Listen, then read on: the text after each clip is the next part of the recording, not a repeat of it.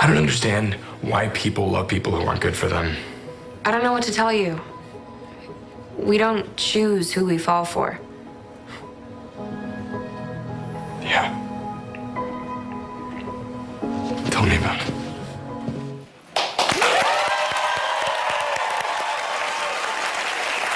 That was our next guest in his role as Clay Jensen on the hit Netflix series 13 Reasons Why. Please welcome Dylan Minnette.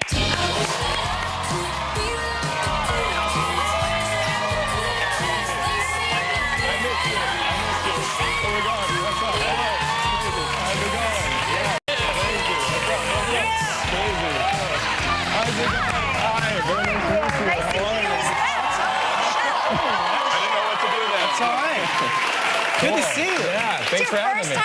On live. That's right, my first time. We wanted you to feel really safe and really protected. Yes. We got the best audience. Yes, for that. thank you all. Thank you all for your service. Thanks so much. So, it's always interesting when you meet someone who plays someone in high school to find out what their real age is. You're playing a high school student. Right. How old are you? I'm 21. Okay. Okay, so you're not that far off the mark. You remember being a teenager. Yeah, it'd be kind of bad if I didn't.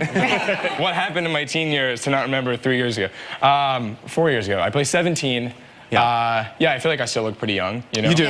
There's some 30-year-olds in the show who also play 17. Yes. I remember Dylan from 90210. Luke Perry, I found out he was like 30 playing 17. I couldn't get past it. I know. It happens. It's a shame too because I have a high school age boy. He's going to be a sophomore, and when he sees shows like this, you can tell like boys who are actually in high school can't understand why they can't grow a full beard. Right. You know. Right. Well, like I look at like my mom's like old high school yearbook, and there's these guys who were like 17 years old with full beards who look like 30 now. It's a weird. I feel like kids look younger now in high school. I don't know. It's a weird thing. Well, so you speak of your mom. Where do you live? You live in LA now. I live in LA. Where'd you grow up? I was born in Evansville, Indiana. Oh, wow. And then I lived in Illinois for a bit, Champaign, Illinois. Started acting in Chicago.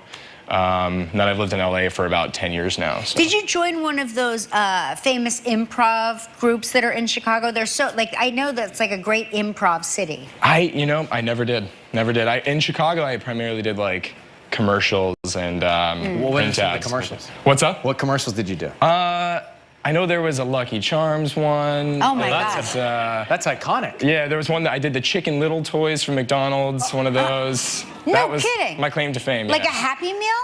A Happy Meal, yeah. That's amazing. What was the first big TV gig? I feel like I know that my first job on TV was Drake and Josh, and I was a big fan of that. Oh my gosh, So that was the love thing. Drake and Josh. Yeah, Drake and Josh. Come on. Drake and Josh. But also, like, there was, like, Prison Break was the first real kind of dramatic thing I did when I was really young. Oh, my gosh, you have a picture. There I am. Were you going to auditions out in L.A.? I mean, obviously, you were at a young age. Yeah. I started going out. My mom drove me across the country a couple times to go to LA for auditions and that kind of stuff. And then No kidding. Yeah. And I was on a show and started working pretty quickly, so we had to move out there eventually full time. So that's a huge sacrifice. Did you like on Mother's Day you'd do something nice for her, right? Yeah. No, definitely, absolutely, Okay, good. absolutely. I almost forgot it was Mother's Day this time around, but it's okay. Don't forget. Well, that's Hollywood for you. Yeah, right. Exactly. Yeah. So 13 Reasons Why, which is such a runaway hit. Congratulations. But for those who may have not seen the first run of it, explain what the series is about. Yeah. It's basically about this girl in high school named Hannah Baker who tragically takes her own life and ends up leaving behind cassette tapes each to individual people who she felt had a reason in her taking her life, and it kind of follows piecing her story together when you learn about it, and also following these teens in the aftermath and fallout of her death and how they react to it. So in season 2, is there a second suicide or? No, in season 2, it's still following these characters. 5 months after the events of season 1. I see. And then there's a trial in season 2 where her parents are suing the school district for negligence. So it's and some of the kids go to trial and end up talking about their experiences with Hannah as well.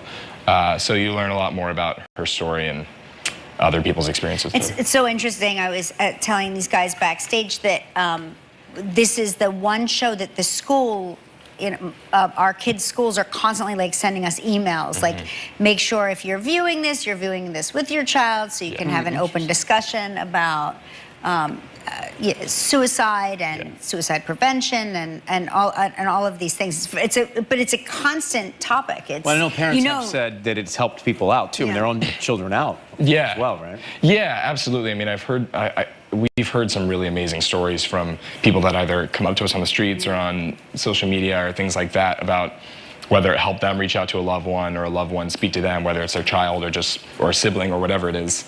You know, and it's always amazing to hear that because, you know, as an actor, you never think that you're doing anything that important. You're just doing your job. Yeah, you're doing a job. You're doing things for entertainment, but this show taught me that you can do something every once in a while that really can make a difference for the better in someone's life. Congratulations, Dylan. It's great to have you here. Thank you.